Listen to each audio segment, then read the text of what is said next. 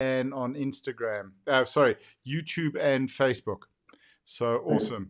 I'll stop the background moving because people find that confusing. And there we go.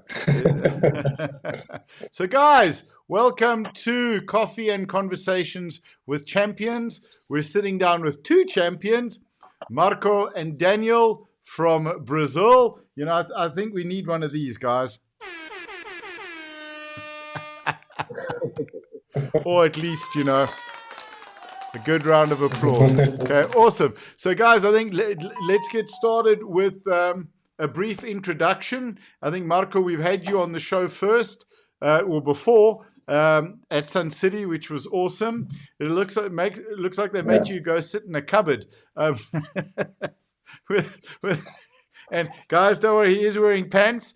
I'm not sure if Daniel is, but sure. No, I'm not sure either. That's it. So, all right, cool. So, Marco, will you start off first, please? Give us a rundown. Who are you? A little bit of your background, please. Okay. My name is Marco Antônio. I live here in Rio de Janeiro, Brazil. And I started in the sport of powerlifting just 2 years ago. Mm-hmm. So I'm a beginner in the sport. So I found out for powerlifting through the social media, and then I contacted Daniel, that today it's my coach and one of the head directors of our federation here in Rio de Janeiro. Yeah, mm-hmm. And he told me about the sport, and after that we began to train together.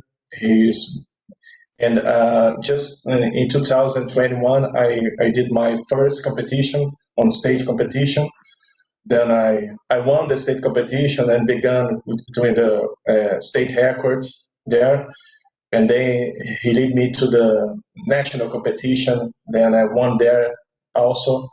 Then that leads me to the South American competition, and I won there also. Mm-hmm. So it's like a cycle, and I become passionate with the sport really quickly. And today, this year, I went to the World Bench Press Championship. It was great when I have the great opportunity to meet Nick and Simon and all the South African Federation. Everyone's great. And that's this. I think for the sport that's my short history, but it's just beginning. Absolutely, so, absolutely, wow, awesome. Let me take my coach Daniel to introduce himself. And Daniel, welcome to the show. And we've got 4 people watching, which is great. So please give us a rundown on who you are. A brief history, Dr. Daniel. All right, thank you for the invite. Yeah, well, it's doctor, but I'm also not exactly a doctor. Oh, Dan, can you? I think we're losing Daniel a bit there. So I have Brazil is something really weird. Am I delayed? Yeah, Daniel's a bad connection there. Yeah, I think we were just losing you there for a moment. Could you run through that again, please? Okay, so I like to always explain that I am a doctor, but I have a doctorate in engineering. Mm-hmm. Not exactly in physical education as people would expect here in Brazil, because usually in Brazil, to coach and to train people, you have to have an undergraduate degree, which I do have, but that was like a second run through university. I was taking my doctorates, and my wife pulled my ear and she said, this is starting to become like an obsession. You should at least make it professional. So I went there and got the degree. But my initials are DR. So and that time, like around 2019, I was very keen to kettlebells. Those were my main training tools, because you couldn't find barbells and plates so easily in Rio, and I had a background with them. And somebody at some point called me Dr. Kettlebell just for fun. And I listened and I said, I don't want to be Dr. Kettlebell. I don't want to be stuck with this the only two, I want to use all bells if I can. So I got a joke to say Dr. Bell, and then I got the Daniel Runkle. So it's not exactly a doctor like in Doctore. Yeah. It's more like just my initial. That said, sorry for the long explaining. So I'm a coach in Rio de Janeiro, as Marco said. I'm director at the local federation, our state federation. We've been at this for the last 6 years. We actually got our fourth run now. No, actually our third with the same president. And nowadays I deal with the finances. But in the middle of the pandemic, Marco, he called us and we started talking. And I didn't want to be predatory, just I was the guy who picked up the phone. So just something with me that didn't seem like an ethical thing. So I started trying to suggest how he could find places to train and people to train with. But after seeing that he was eager and nobody was really around to take care of him, I said, okay, so let's begin with this. And to my great pleasure, Marco is a guy with a long training history. He's got over 20 years of essentially power building. If when we discuss his training, we can see that he's not completely a bodybuilder. He had a lot of passion to do like heavy weights. So it wasn't like a very hard transition. Yeah. And the funny thing is I always have to explain because people cannot believe, and he goes, okay, how can he be in the clean federation? And I said, just make him piss on a cup. It's very easily to find it out. Yeah. Because the guys and people don't believe the accumulation of years of training that you can get. But he's a very very correct guy, and it couldn't be any other way because we're very far away from each other. So I have a lot of trust in him, and it's been a pleasure training him. I've mostly got master athletes at this point, just like him, But even people older, I actually have a grandmother who's 93 years old, and I'm slowly putting the idea in her head to just put on a singlet and shock people. I think I'm going to get it there. Excellent. Yeah. That's fantastic. Oh, cool, man. So we've got 2 comments already. I don't know if you guys have you guys seen them? Yeah. It's like people want to hear our talk in Portuguese, so I just just helped him. So just on that, if you guys want to answer, you can give me a brief answer in English and then a bigger answer in Portuguese. That's fine. All right. No, but that's okay. That's a way. That's a way to you to put on Portuguese with the closed caption. So I told here on the chat. Okay, are they? Is it on Facebook or YouTube? It's on both. So we've got from most of these comments are from YouTube. Oh, okay. Yeah. So just. That's okay. After the interview, I'll send them. With Portuguese. Just. Okay, right. Yeah. That's okay. Okay. Well, do you guys want to give a brief? Let's do a brief introduction onto who both of you are. Again, maybe in Portuguese. Shall we do that? All right. Cool. Dan, let's kick it off with you. Yep. Então, eu sou Daniel Runke, eu sou treinador aqui do Rio de Janeiro, Brasil, tesoureiro da Federação, da PERJ, e treinador do Marco Antônio. Eu estou no esporte desde 2013, inicialmente fazendo pequenos campeonatos, e aí ativamente organizando, sendo atleta, amador, e ativamente organizando os campeonatos desde 2016, dentro da federação, ajudei a fundar, e de 2019 a 2020 vim conversando com o Marco Antônio para a participação dele. A pandemia deu uma atrasada, mas em 2021 a gente colocou isso a jogo e botamos essa força para ganhar a medalha, e tem sido um prazer imenso. Trabalhar com um atleta master é sempre uma vantagem imensa. Vai lá, Marco. Cool. And Marco, obrigado.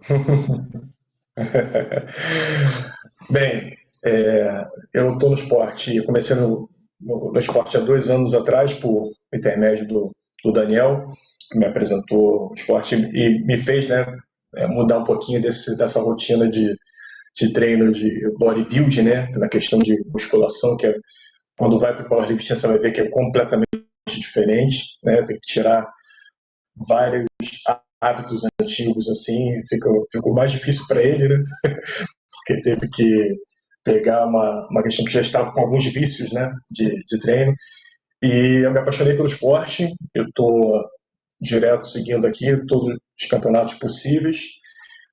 Esse ano deu uma engatada nos campeonatos internacionais, fui para o campeonato do Arnold, fui para o Mundial na África do Sul. E vamos continuar. O nosso objetivo aqui é fazer com que o powerlifting, o supino, no meu caso, específico, seja cada vez maior, um esporte cada vez maior aqui no Rio de Janeiro e no Brasil. Tá?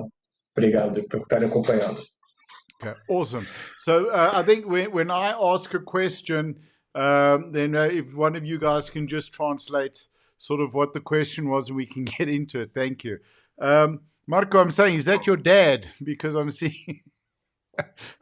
Yes, exactly. Okay, that's the one that's confused with the English. Okay. Hey, Mr. De Silva. So that's fantastic. So I think we wanted to have a chat about sort of where powerlifting is in Brazil, the state of powerlifting in Brazil. So I think, if you can sort of, Marco, give us a rundown on that, why we decided to have this chat. And then Daniel, if you can give your thoughts as well, please. Okay. Do you want to start, Daniel? Ok. Então, primeiro explicando a pergunta, o Nick está perguntando qual que é o estado atual do powerlifting no Brasil. Okay, so I'm going to go English Portuguese. Mm-hmm. Well, the first thing we have to know is that powerlifting in Brazil is actually it has decades old. It's not recently grounded. You know, the sport is growing very much in the last few years, but it's been around since the 70s. But it was that very prolific time in which the competitors of any strength sports, they usually did all three. You know, they did weightlifting, they did powerlifting, they also did bodybuilding.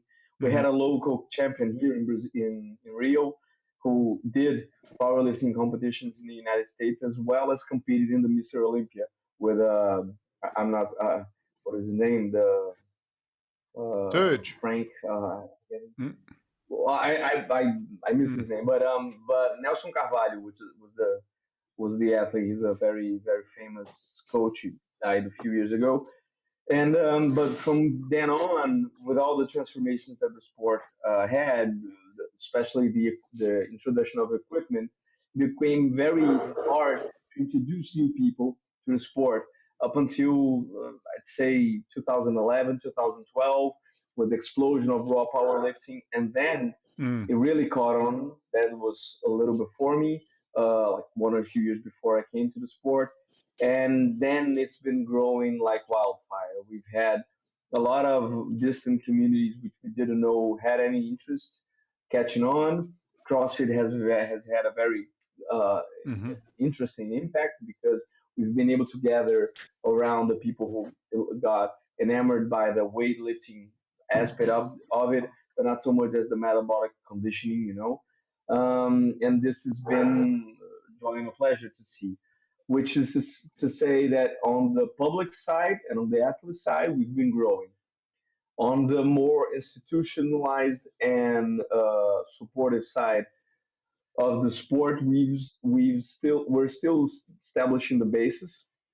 Actually, I got an offer to discuss government funding this week about how could we approach it and how could we maybe ask for it. You know, just get on a system to plead some sort of funding.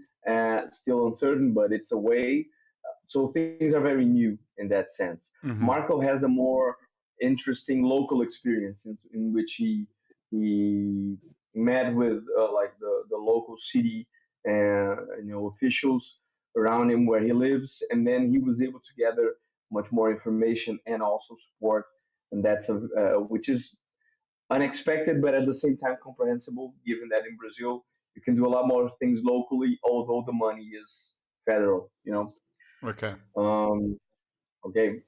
Basicamente explicando que eu estou no esporte desde 2012, 2013, e o que a gente vê de lá para cá é que o esporte tem crescido muito. Ele já existia da década de 70 para cá, mas tem sido um crescimento exponencial na época que o Raw, né, o clássico, começou a entrar sem a necessidade de usar equipamento, de competir com equipamento. Mas de lá para cá a gente tem crescido em atletas, tem crescido em treinadores, mas o apoio para o esporte ainda é parco. As empresas e os governos ainda tendem a ter dificuldade de nos enxergar pelo que nós somos, pelo que a gente consegue oferecer.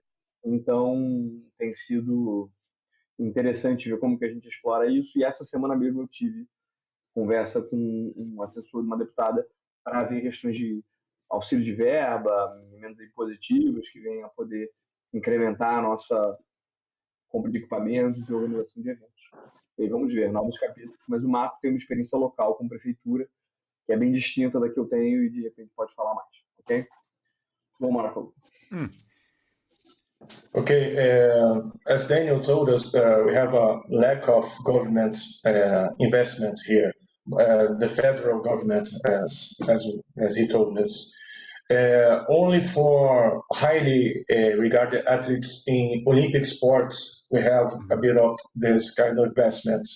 So as powerlifting is not yet Olympic sport, it's really hard to get from the federal government some attention for the sport.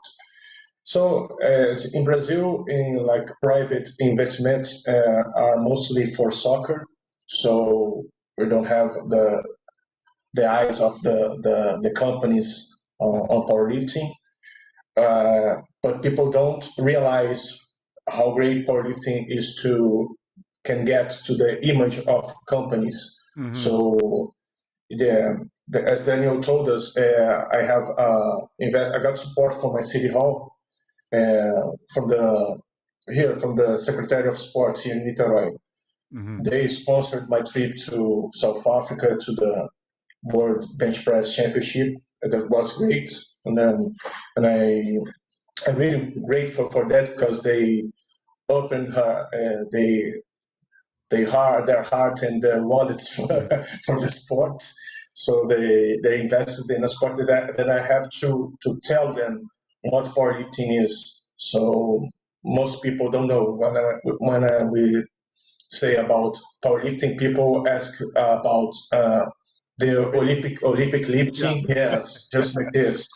And we have to explain them that it's more available than as they think they are, because people do that at the gyms. Mm-hmm. They go bench pressing, they go squatting, they go to these movements from powerlifting. They are actually used to do it.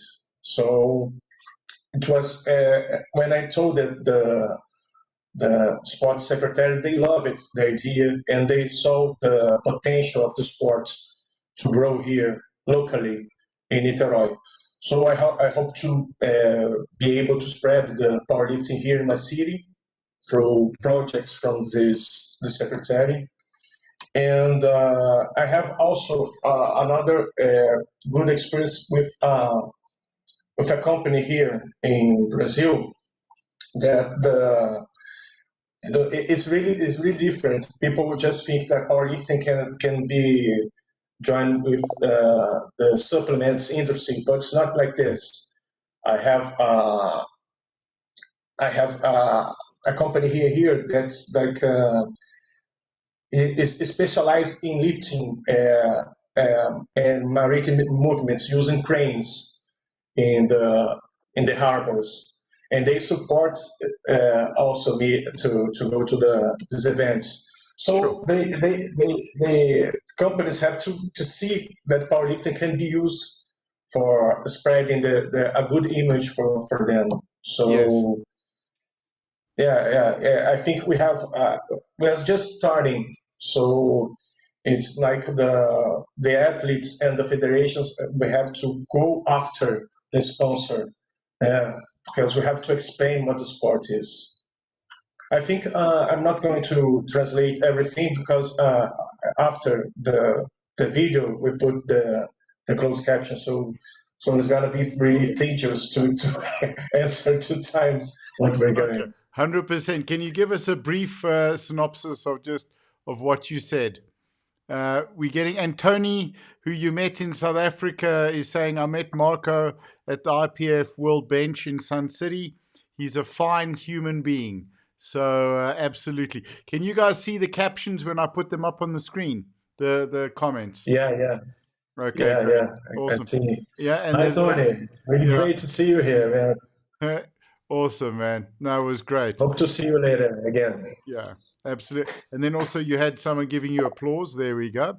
Thank you. I'm Marco's father. Thank you for being here. And your dad. That's so cool. All right, awesome. Come on, Dan, where's your... All right, okay. That's it. So where do you guys see the future of powerlifting going now in Brazil? What would you like to see happening? What's the dream? And then also I want to talk about the value of powerlifting to the communities within Brazil as well. So I think let's talk about the goal, where you'd like it to go, and then sort of what's the dream for the sport. All right. So if I have to say more institutionally, I mean, coach-wise, I want my athletes to win. I want them to go places. I want them to meet people like yourself and to be able to represent well our country. In fact, that's one of the things that we actually talk a lot about. I mean, we really don't want to send just any athlete on an international mission to compete because as much as he may be able to get a medal or two, we want him to embody the values that we prophesize and the ideas of the good athlete from Brazil that we want. So yes, he has to have the good numbers, but he also has to embody what we believe is a good position, a good attitude towards the sport. But in terms of institution, we that's what we see and what we want, right? So the perception is that the sport is gaining traction, especially because of the waning of the interest on bodybuilding. Essentially, the pandemic has raised awareness of the fact that exercise has a big place on people's physical and mental health, and that there are certain things associated with being on top of your own training and of your habits that makes you a more resilient, anti-fragile, we could say, participant in society. However, gyms were usually the place where people would go to go at themselves in the mirror and just think about how much of a pump are they getting from each set. And mostly here in Brazil, we have the phenomenon, which is a very unfortunate one, that I think only 4% of people that sign up for a gym are going to stay more than 6 months. Wow. So commercial gyms have a really big problem here, which they need to have retention. And the case that we're making with them is like you cannot have retention if you're working a business model of a nightclub. Nightclubs don't have retention. You don't go for 3 years to the same nightclub. You essentially create a scene, and the people who open a nightclub usually think, oh, okay, it's just gonna be like 2 years of it, and then it moves on, like Yes. a more long-term carnival ride, but not more than that. Gyms have a better outcome when they see themselves as a long-term commitment, not just for the clients to themselves, but with themselves. I mean, oh, the guy's been here for 20 years. He's brought you a lot of revenue. He's actually paid for your son's college. That's what it means to be sustainable as a business. But if you're selling to him quick gains, maybe even some discounts on supplements that he doesn't still need because he's still making beginner gains, you're gonna have a lot of options for him to look around and say, oh, that looks flashier. My friends are going to another gym. That guy's selling me, I don't know, a discounted headband for whatever it is. If I sign up now, or the first month is free, and things don't progress, so they have to turn the wheel very fast. I think the best position that we have is to raise awareness that the public wants that. And actually, we're finding that out, but it doesn't really come from just our effort. It's Mm-hmm. coming actually from people like Marco and other people that not just represent the sport in a good way when they're training, because they can be seen in the gym doing steady, good work, Mm-hmm. but also they try to put a positive message when they're outside of the gym, especially to the guys and to the other families, that you can be a healthy individual in society and not completely obsessed with yourself and still train power and still train strength. People people have the image that we're like completely egotistic and obsessed just Right. because we take time for ourselves, and it's the opposite. We just Most of us essentially started with this because they want to be strong enough to endure life and be there for others, and provide for our families without having to take like sick days leave Mm-hmm. every now and then. No, I want to be there, and that involves putting in time and effort, putting in the bank. And so I think my vision is for people to understand that powerlifting has a more sustainable, steady, and healthy outlook of a lifetime practice. That's what I would like to see them catching on. If they catch it on, the companies are going to see the good report, and then they're going to want to invest. The government is Yep. not going to have to be is not going to be able to ignore us, and then maybe we can also pledge for the funding that they say they are going to direct to the sport. But it's usually the same soccer matches that gather that money. That's what we see. Marco, share your thoughts. Okay, I think Rio de Janeiro specifically has the incredible potential for growing powerlifting. Here, the body culture here is very strong. Mm-hmm. So people know the sport, but they know that they can compete on this. They do bench pressing in the gym. They do squatting, as I told you. So people just have to know the sport, and it's like this. We have to have more opportunities from local governments or federal governments to show the sport to the public, to the open public, Yes. because yes, because when people see the people practicing, competing the sport, people love it. All my friends that start seeing the sport because of Mm-hmm. me, they are asking, how can I get there? How can I do to compete in powerlifting? And it's, as Daniel said, people go to the gym as with for static gains. So, but they don't have the discipline. They don't want to continue practicing. And in powerlifting, we have this focus of mind. We have this discipline, Mm-hmm. and we want to keep going to the gyms. And of course, we need some special kind of gyms because the how can I say this?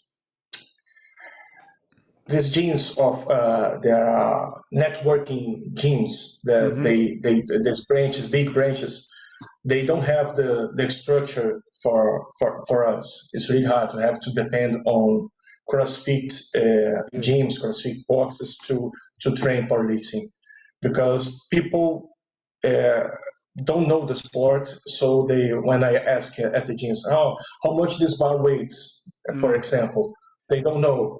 They Yeah. say, it's maybe 12, maybe 13 kilos, maybe Yeah. 16, maybe 8. we don't know. So I think that if it's just like parties have to have more people knowing Mm-hmm. knowing the sport, so we can spread for the genes, for the local governments investing in competitions, events of powerlifting. I think that will be great.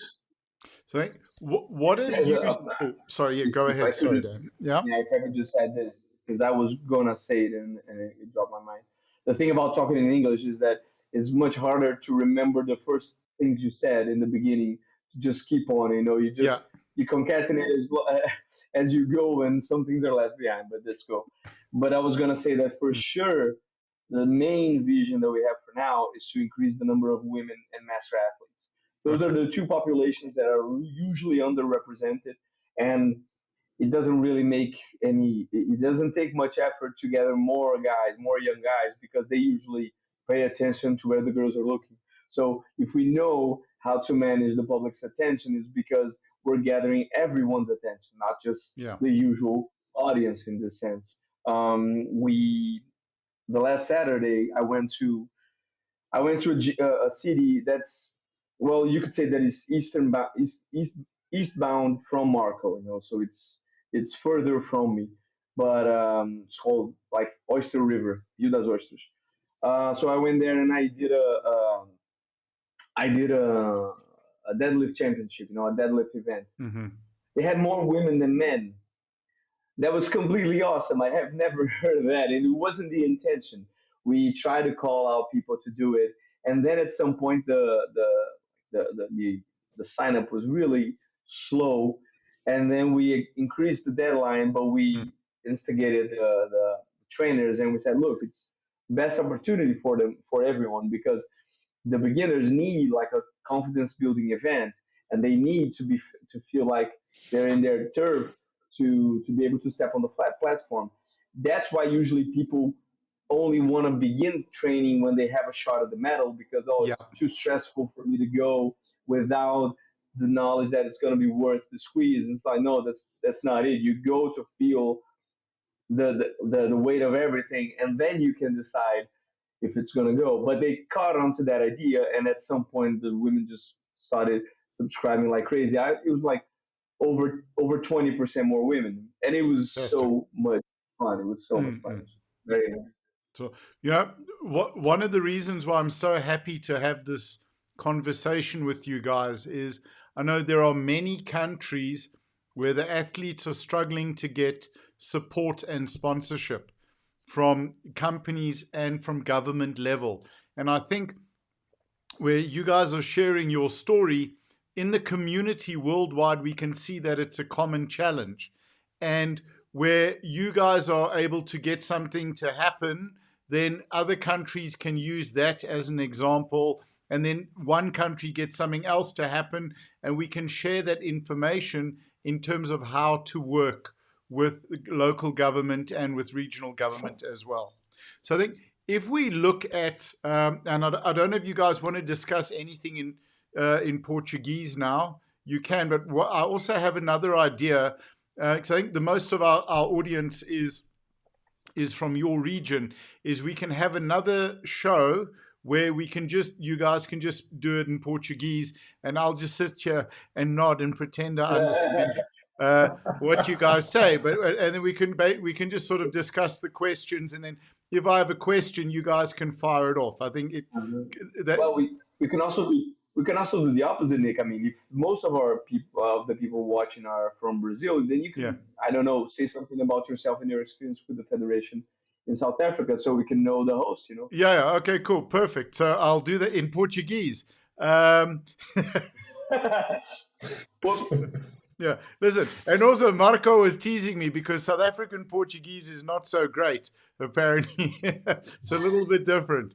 So I think, so a little bit of my background. I've been involved in the sport for about 10 or 12 years, maybe a bit longer. Too many injuries in martial arts and in fighting. So I decided, I'm getting old. I need to start moving on to something that's not going to stop me from working. I had an injury. I tore my transverse lateral ligament in my left ankle, being an uki, demonstrating being the guy who was demonstrating the throw.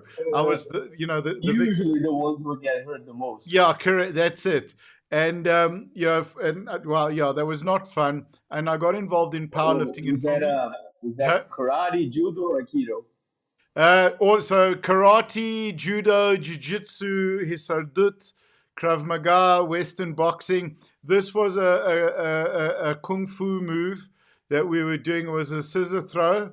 And so I tore my ankle as the throw came on. I went down to grab my ankle. The throw came on, and I flipped back and landed on my head on the concrete. And So I'm holding my ankle and going my head.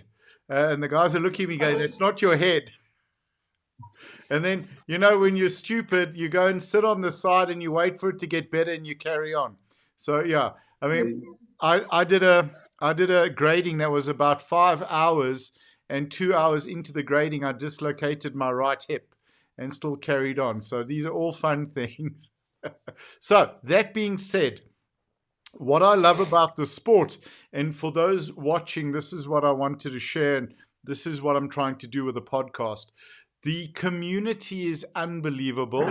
Everyone in the sport is like-minded. We want to get strong. We want to be healthier, and we want to become the best versions of ourselves. So as you said, time in the gym is not selfish. It's about becoming the best version of who we are, dealing with our stress, dealing with our anxiety. I have young coaches that I've developed from disadvantaged communities that have come through really challenging backgrounds, very, very, very poor backgrounds. I suppose similar to your favela. Did I get that right? Favela. Okay, favela. Yeah, favela.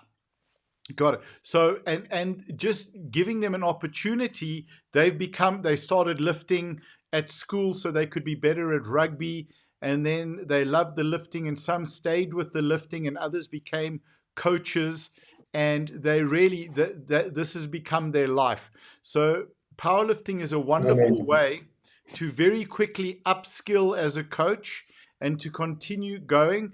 And then you can start, all of these guys are working, except for 2, are working as coaches, and either with our gym or with other gyms. So it's a great way to empower the youth. And also the big thing is that when you take, so something else just from my side, I've been sober for 16 years, and I've been working with addicts and alcoholics in recovery for 15 years. And the single greatest thing... Oh, yep. You found a sober South African. Man, how did you do this? Yeah, I don't know. It's amazing, huh? That's it. Yeah. There could help. Absolutely. 100%. Absolutely. Yeah. So, the thing is that with working with addicts, right?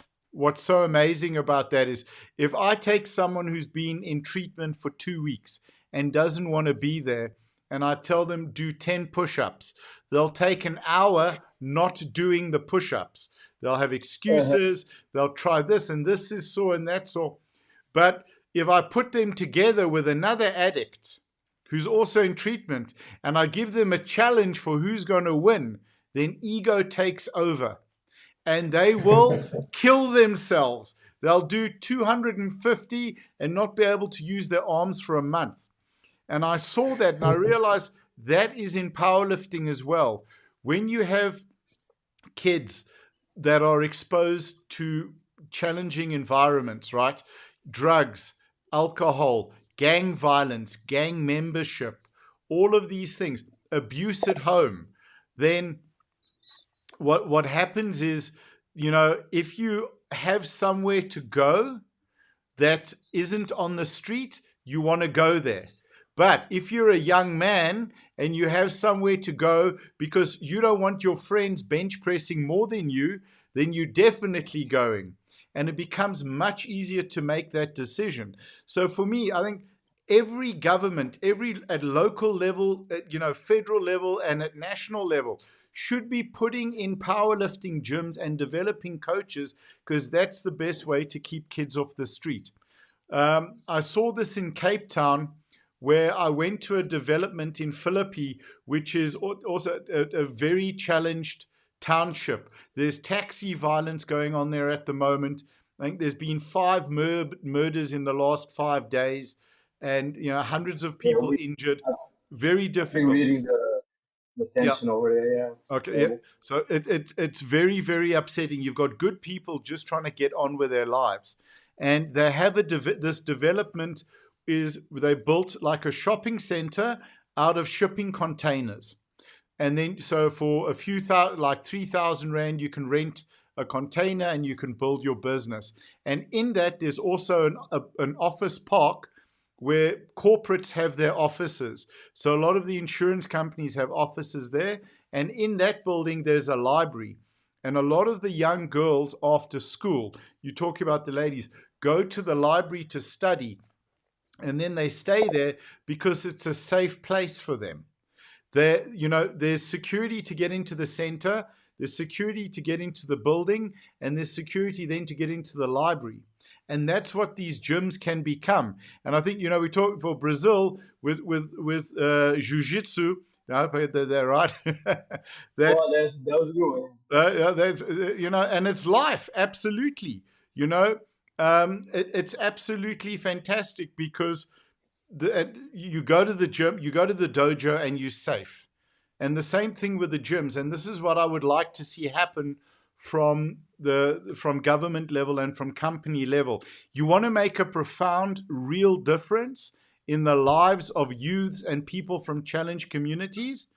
Put in a powerlifting gym, train up coaches, develop coaches, give these youth an opportunity. If we look at it, that they have, if you're going to apply to university or for a scholarship at school, another school, or for a job, and you've won a silver medal at a regional championship or at a national championship, it puts you above the other applicants because it shows, as you said, Daniel, commitment and dedication and focus. So that's really why I believe in this so strongly. And I think, the starting point really for any government or any company that wants to do this is build a gym.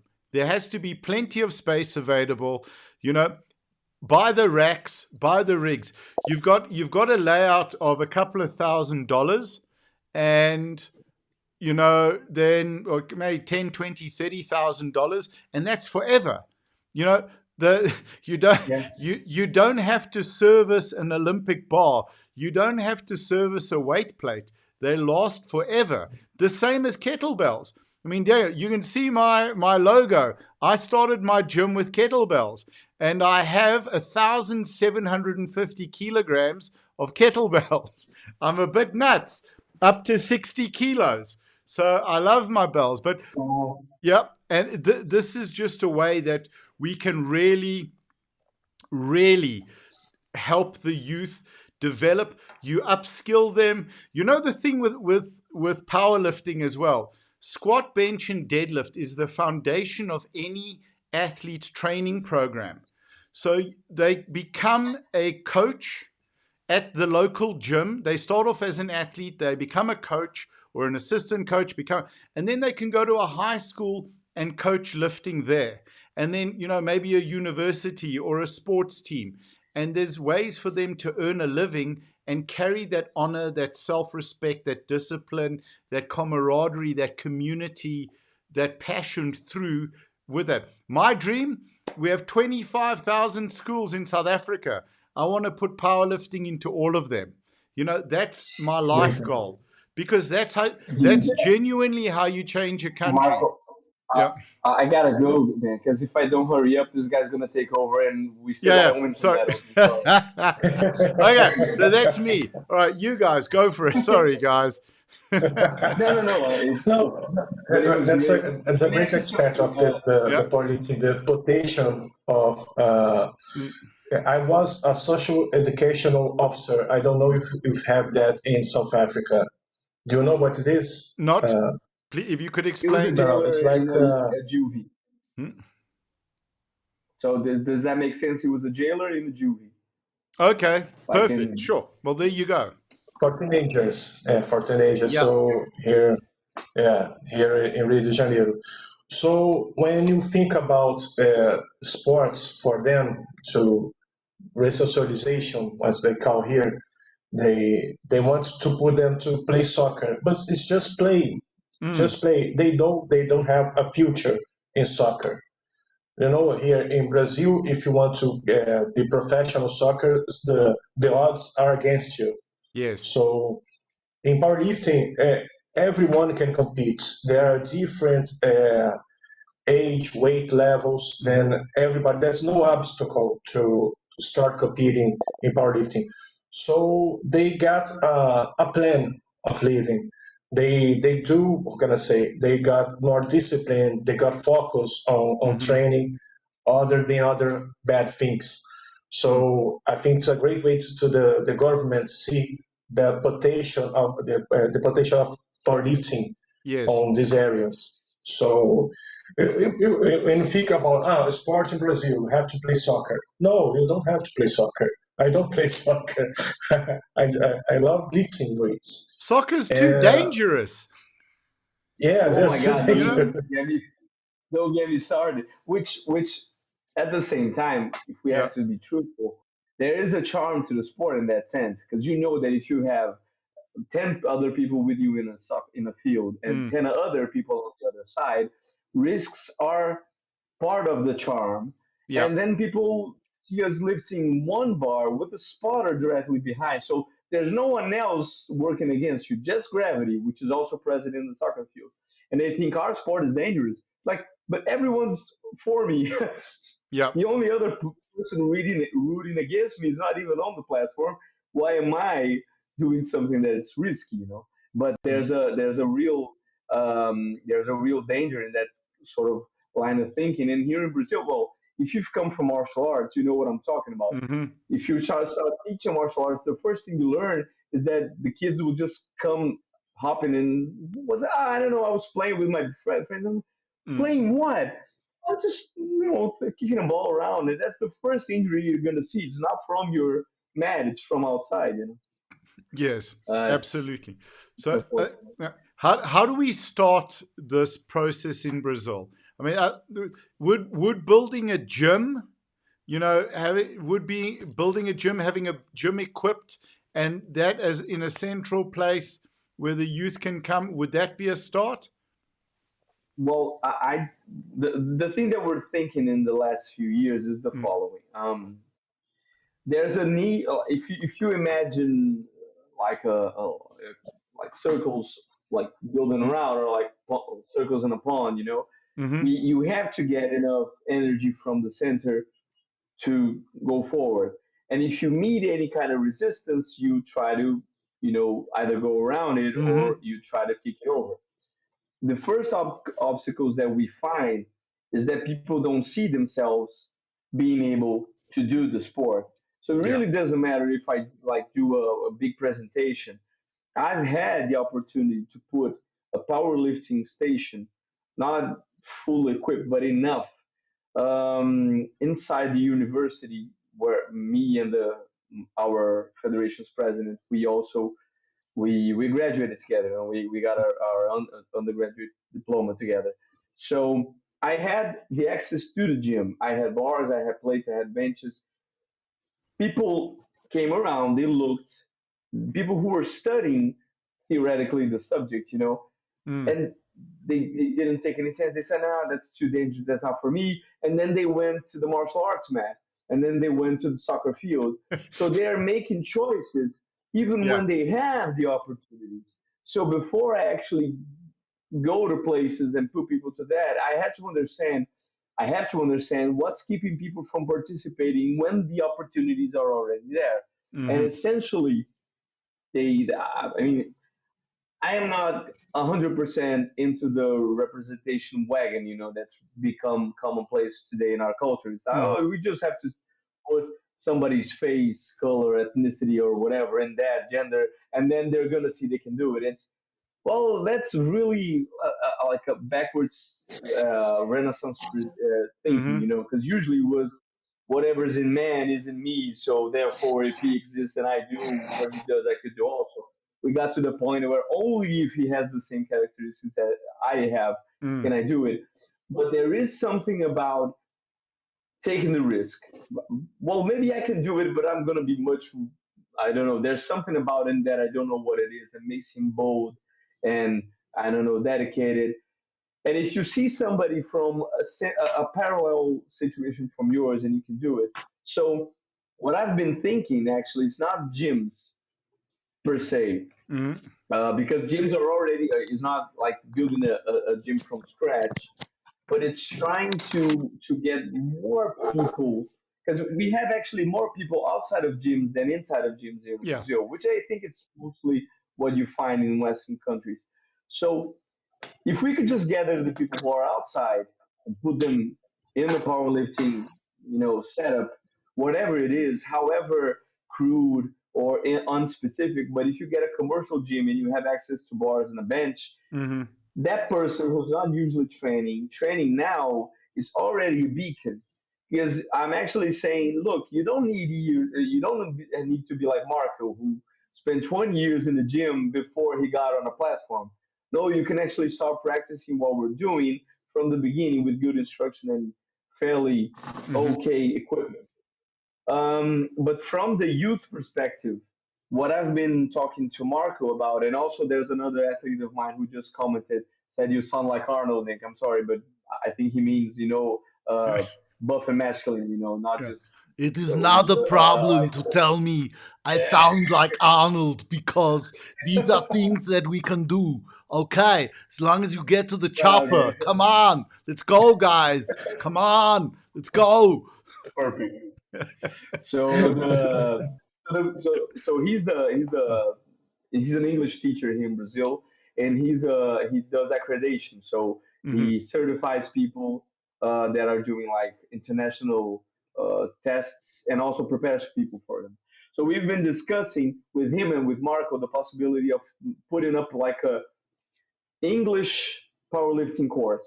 Mm-hmm. So you would get the two stimulus. You would find out what the sport is and practice it, and you would also get in contact with the language, the terminology, because actually we have a problem with the trainers here in Brazil. For a lot of the times, I don't know, we people post some stories on Instagram, and I see a trainer going, "Oh, that's a pin press," and like he puts it on, like, and we go, "I'm sorry, man, that's not a pin press. You're Mm-hmm. mistaken. That's not the terminology right for the exercise, which is all right. You're still doing with good technique, but that's not the name." And his response was, "Well, you think you know more than the trainer who went to the international meet and got the medal?" And I go, "Yes, I can, because the medal is not about your terminology; it's about the lift." So you could have a problem with knowing the name of the exercise, Mm. and the root cause is he doesn't know English very well. Yes. So that excludes most people Sure. from enjoying what powerlifting has, which is, if you don't know how to speak in English, like, Mm.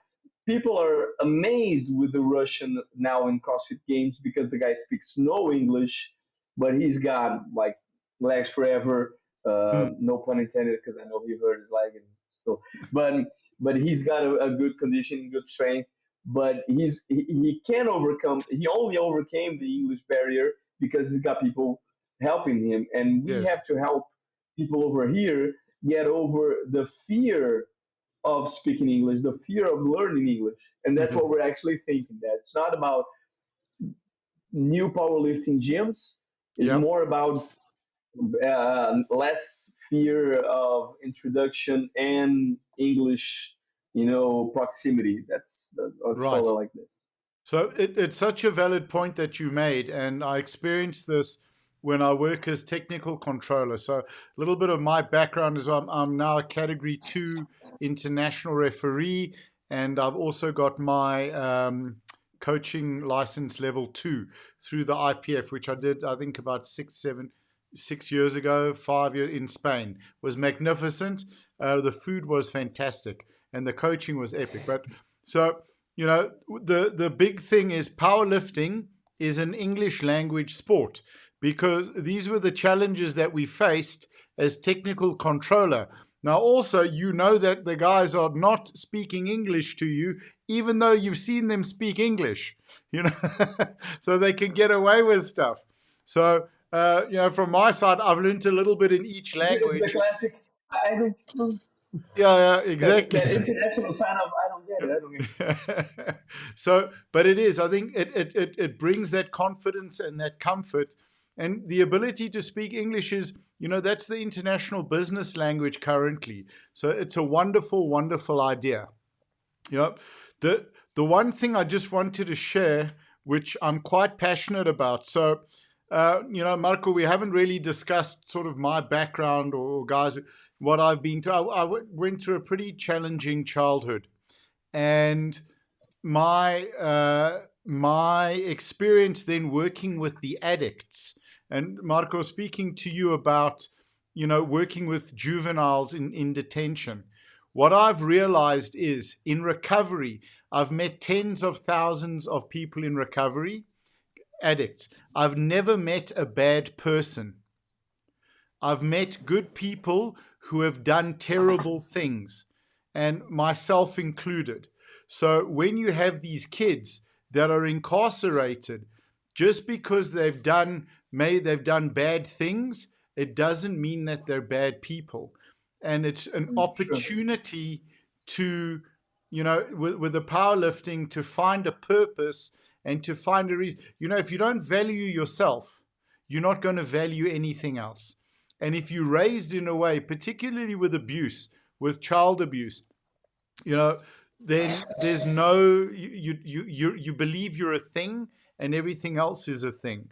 So the way to gradually teach people that they have value is powerlifting, because of the gradual gains.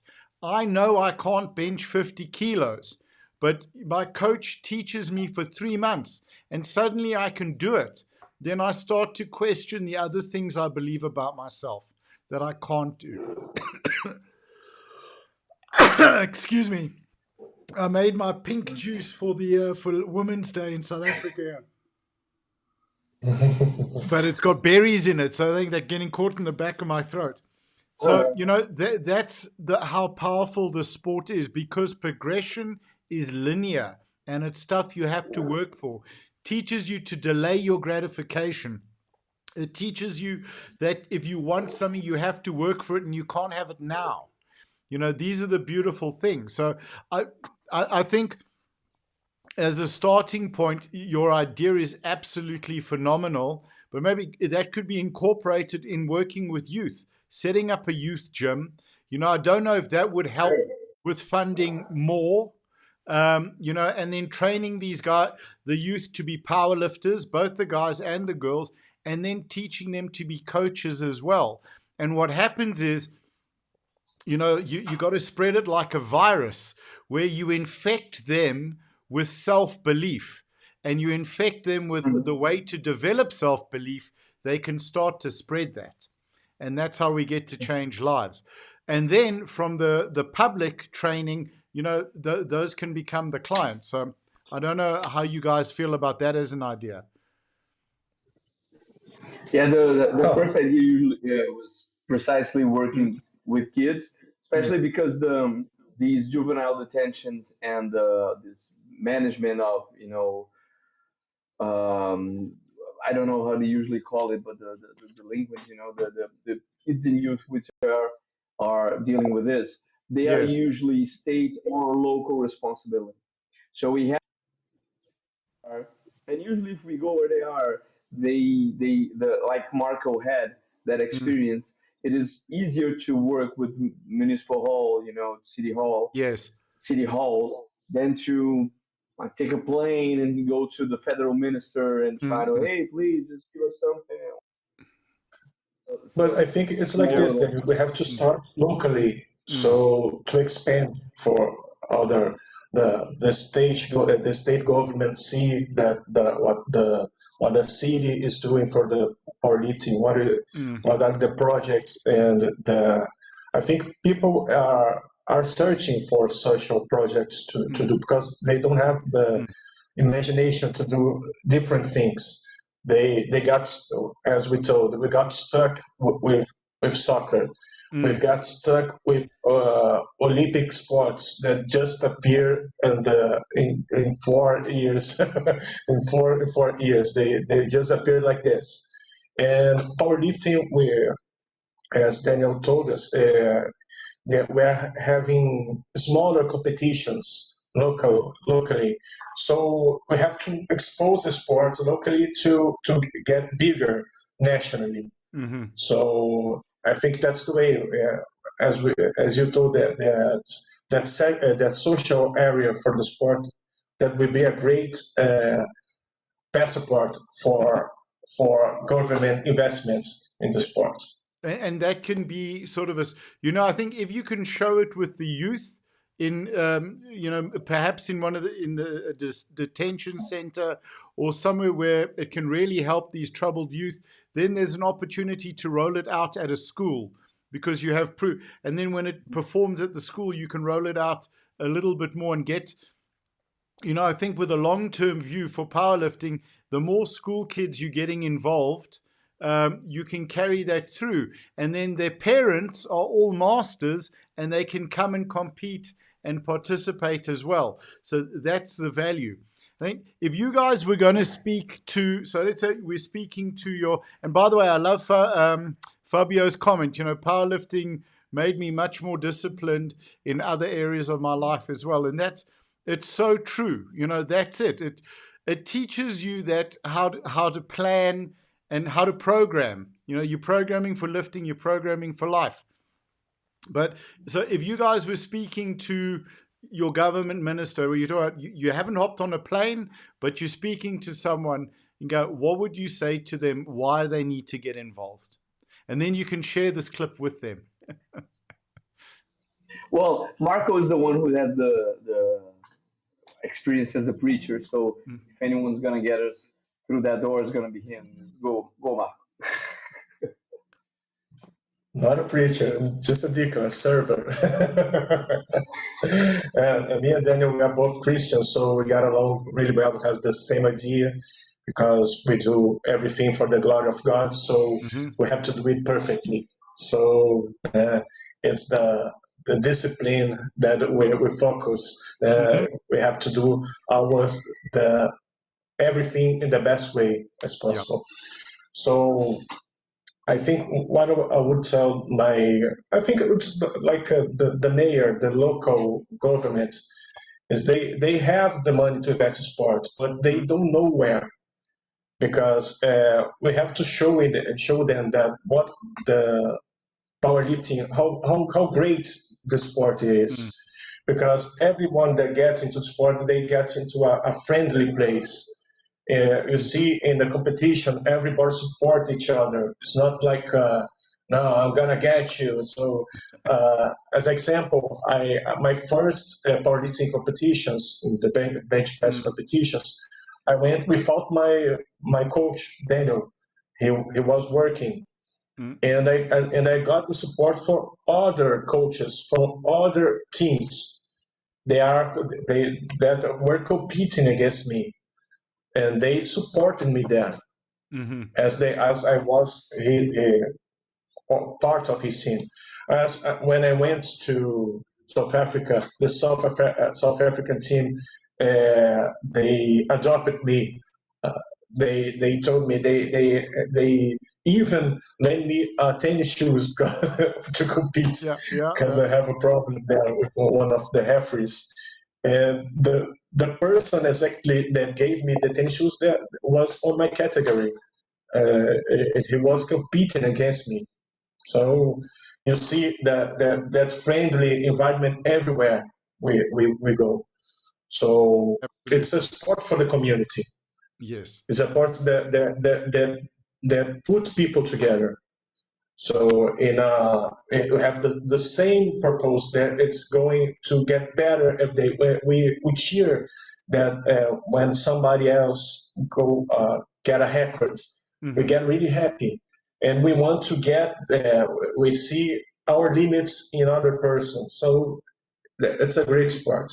So we have to throw out the good word of powerlifting to our governments. Absolutely, 100%. The thing is, when you get stronger, it forces me to get stronger. So exactly, that's it. And I think, Marco, we just need to let people know you don't have to shave your head to be a powerlifter. It's not. I usually say that from but it's good. It's good. Just falls off. Yeah, it helps get the bench shirt on easier, but yeah. All right. Okay. Awesome. There was a joke from like a sketch from like a comic a few years ago, where he said, "Well, I used to be no good in life. I couldn't do anything right. Nobody took me like for real, nobody respected me. But then I just realized that I have to shave and put on a goatee. And if you shave and put on a goatee, you look like a bad bouncer, and nobody wants to mess Yeah. with a bad bouncer. So that's that's it. 100%. I thought that was only a South African thing with the shaved head and the goatee. Huh? Absolutely. So I think what is the next step for you? What would you guys want to do? What do you want to happen with powerlifting in Brazil? Well, I want to see Marco lifting to his full potential again. He's been Hmm. dealing with a few injuries, chest and shoulder, which we're getting around, and very gladly working with another philosophy. I'm actually drawing more from Body Shaker Losing a now. lot of Hey! fish. Yeah, he's got some merch over there. I was gonna ask, is that like deodorant? Yep. Yeah, it's like he can explain better. Yeah. It's for So sore shoulders. we've got two products we've produced. That's our cold rub, and then we've got a hot rub. So that's called Chillax, and then there's Oh, but it's got stuff for arnica oil in it, and a lot of stuff that'll heal. And that's the hot rub, nice and warm. Yeah. So one's for warming up and one's for cooling down. But also, if you've got a bit of aches and pains, you can put it on, and it helps. uh-huh. It helps heal. So supposedly, yeah. So Listen, that that's the feedback we've had. So, it's like awesome. the powerlifting tiger balm. Yep, that Yeah. powerlifting tiger bomb. Effectively, that's it. Oh, I'm so Okay. happy to see that, dude. Thank you. But we've been putting him on again on the bandwagon, and he's Mm, he's dealing more with volume over now because he mhm, used to be a very intensive guy. He used to wear out at any more extensive warm up that I gave him, and he was mm. already a problem. And now we're actually building this larger base for him to get more extensive benching lifetime, and he's gonna be great. As soon as we can get around that corner, Okay, we can see great things for his future. For the awesome. sport, Mm, I can tell you that we're looking. I think next year two things are coming. The first one is that we're gonna get probably some international funding. We're gonna get some international brands starting mhm, to invest in our local meets, which are starting to rival with the national meets in terms of athlete type. We're starting to mhm, get up to the third, even fourth day of competition, and so it's gonna be another kind of ride.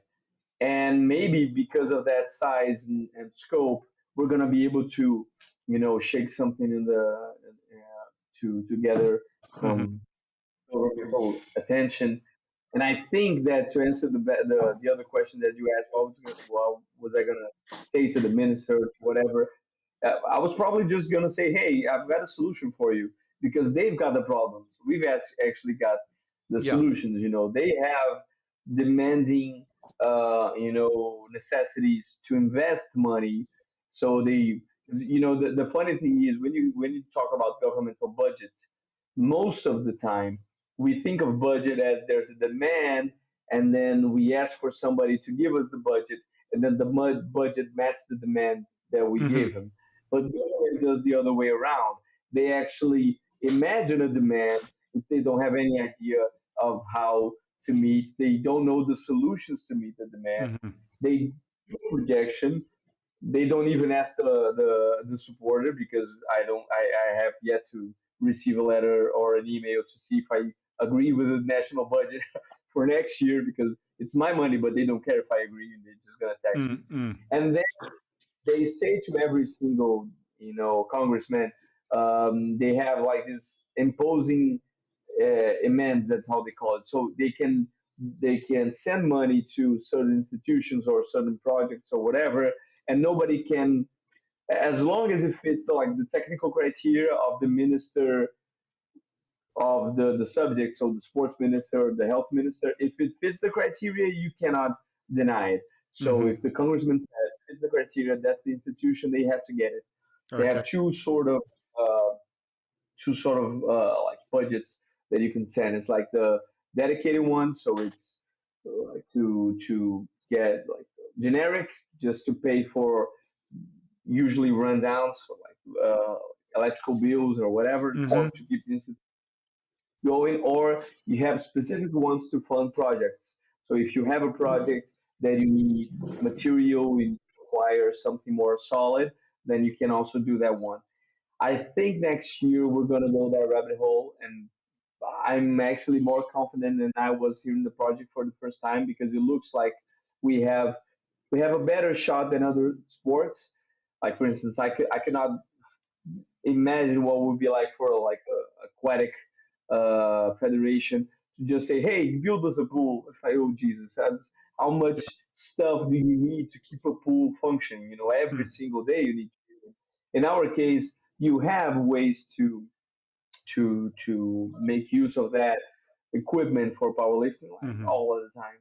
So I think next year we're gonna go through in that direction. And if I can, I'm gonna push Marco to be our, you know, we had a character a few years ago who was a strongman. I think he never went international, but his name I don't recall his name, but his nickname used to be the Children's King, Rei das Criancinhas. So he was a guy like a very scrumptious guy who's like talk loud and whatever, but for no other reason. He used to sell himself as the king of the children, you know. And I think that Marco is the next king of the children in that sense. I've already envisioned that for him, and that's what I'm gonna go for. Awesome, That's dude. my submission. Yeah. Whether he likes it or not, that's the new role. Yeah, I don't even care. And his project. That's okay. Absolutely. But you know, just so obviously the value of YouTube and these the platforms is we're going out live now. But if people are watching at a later date or now, you know, they can just post a comment on if you have an idea how you can help grow powerlifting in Brazil, or if you've had something in your own country that's worked with you getting funding, with bringing funding on board from a government level, from a state level, or from the private sector, you know, that'll be something great to have as well. So share your comments. We can try and get a conversation going around this. So, but you guys are moving in the right direction and you're seeing powerlifting growing. So, yeah. Are you looking at hosting any international competitions? Because I know there's a comp in Cancun that's coming up now, I believe. Yeah. So we have actually we could deal with like three kind. We actually have four kinds of competitions that we can host right here. The worlds, obviously, any kind of worlds, Pan Am's, Yes. South American, I'm sorry, and also Arnold's. You know, the Arnold Classics that usually happen. They don't host Arnold Classics anymore in Rio, not since 2015 or 16, I guess. There was like a management decision; they don't come here anymore. But from Brazil, we still receive that one in São Paulo, which is another state. We received in it wasn't in Rio. No, we still haven't received an international meet in Rio, but for now, it's not really our intention. Not because we don't want them, but usually what happens is we set any kinds of the bigger the event, the more saturated the participants get. And on local federations, the ball just cannot drop. You got something next 3 or 6 months, and if somebody gets burned because of all the work and all the demands, we're gonna be hopping on one leg for a relatively long and painful time. So we don't want that kind of stuff. We had national bench pressing championships on 2020. It's like 1 week before the pandemic hit. It was amazing. Wow. And we also had, and then we were gonna have in the beginning of 2021 the national championship for powerlifting, and it got delayed to October. And then we did it in October, and it was like with by the skin of the, how do you say, by the skin of your teeth. Yeah. Skin of your teeth, which doesn't make any sense for me because there's no skin in my teeth, and so I still haven't figured out what the expression means. If I'm not biting to someone, there's no skin in my teeth. But okay, I get it. So we did it, And I looked at the president and I said, we're going to take a while before we do it again. And he goes, yeah, no, we still got a lot of stuff to go on. But it was a very good opportunity to put things in perspective and know what we need to do better.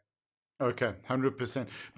But it's a very valid point. You don't want to get distracted with competitions or trying to host internationals while you're still looking to grow and develop the sport. So, and bring on the funding side. How many, do you know how many affiliated lifters you have? To the number, I believe we're between 75 and 80 right here in Rio, which is already subdimension because many people only come and affiliate themselves to the federation when championships happen. So we're probably going to get around 85 to 90 in October when we have our state's bench press championship. And each year we're adding between like 10 to 15 because we've really got traction at beginning for last year on this kind of affiliation because we usually didn't charge people to affiliate to the federation.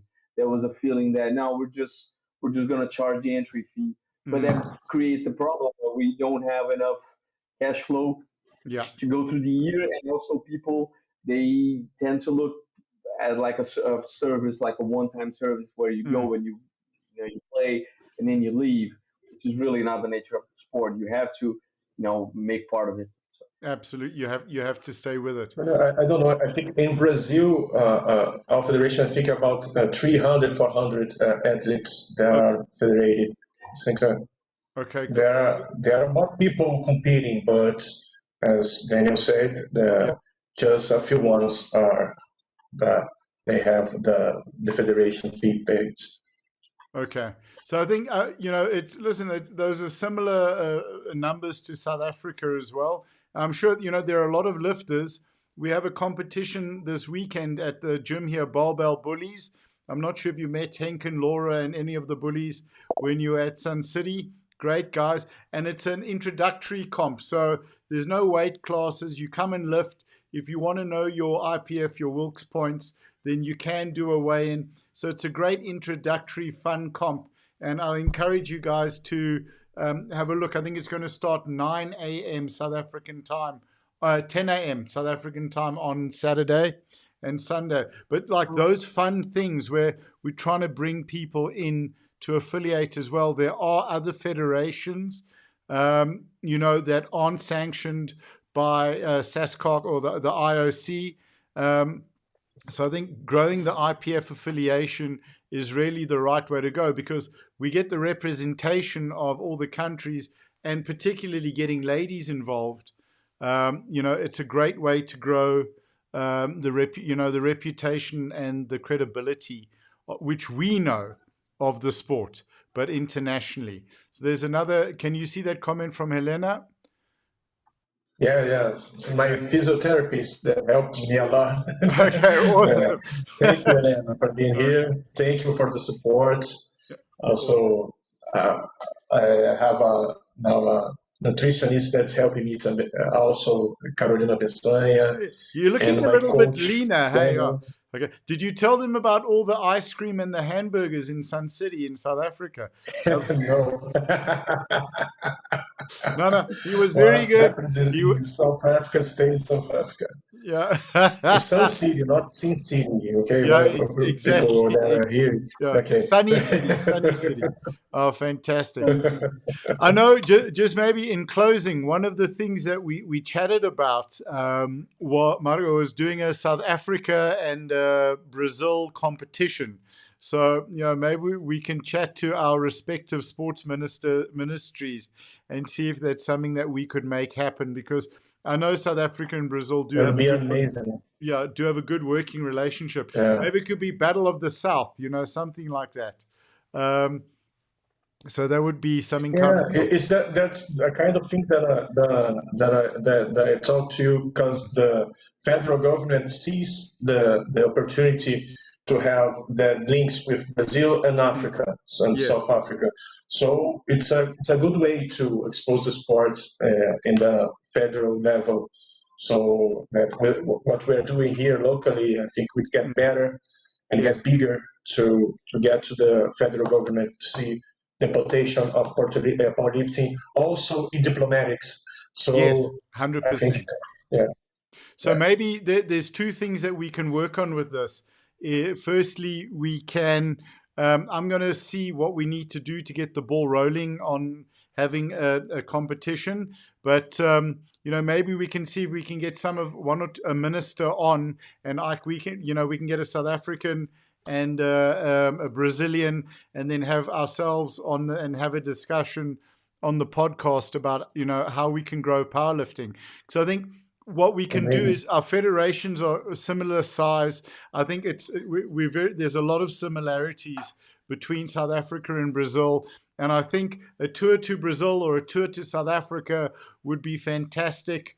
And we want you guys to come here, so you have to deal with the time difference. but then we'd have to have the competition at 3 a.m, so make it fair. I think that would be a great way. Yep. Pardon? It's funny, Nick, because you mentioned that South African Portuguese probably know this, but we have there are important Portuguese people who went by South Africa. Cape Town is actually named because of it used to be like Storm Cape, and then became Good Hope. How do you call it in English? Is Good Hope Cape? Yeah, Cape of Good Hope. Cape of Good Hope is well, there's Bartholomew Diaz. Discovered the Cape. Bartholomew Diaz, exactly. Yeah. So he talked about the chance where he got to defeat the giant Adamastor, which was the giant who just flopped the waves all around and then crushed the ships. Yeah. I have Portuguese background. My father's Portuguese, so South Africa is already a place in our hearts from the get-go. Awesome. That's fantastic. So I think that's some work for us to do. Guys, really, thank you for your time. I really, appreciate you making it and scheduling it. And it's been fantastic. I think just from our audience, those who are still watching, we got quite a few on. If there's any questions, post them now quickly. Do you guys want to finish in anything in Portuguese that you'd just like to add? Yeah, it's okay. I like to hear Marco speak in English.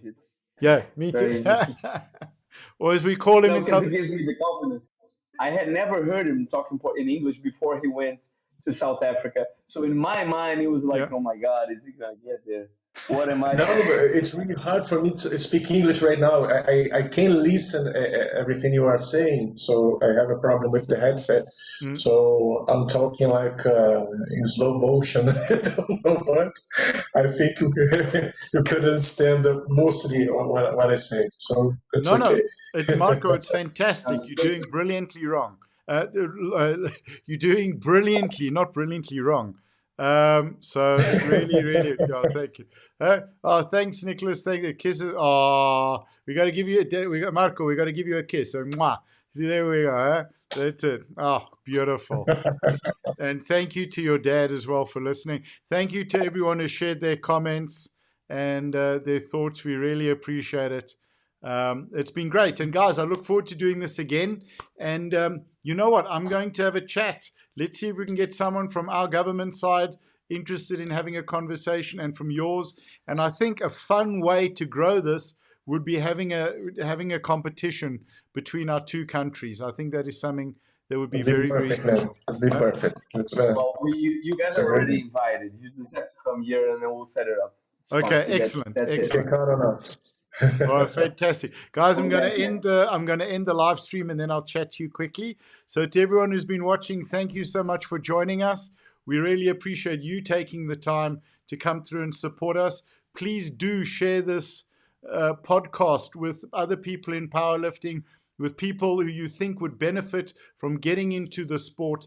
We do this because we want to grow the sport. We do this because we know the value and the benefit, hey guys, that people can get from being participants in this fantastic community. I mean, we haven't even touched on the community yet that we can do in another chat. So really, please share it, please subscribe, please like, and help us grow our passion for the sport. All right, thank you, everyone.